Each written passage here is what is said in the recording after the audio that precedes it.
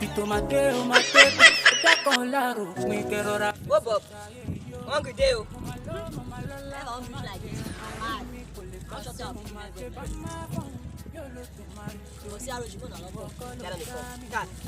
People rise, people fall.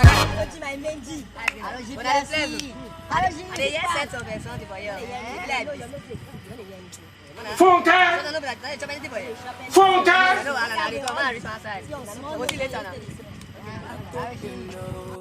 That guy today beg.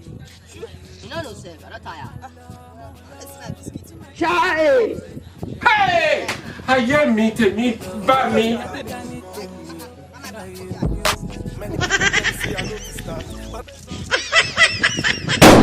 Oh.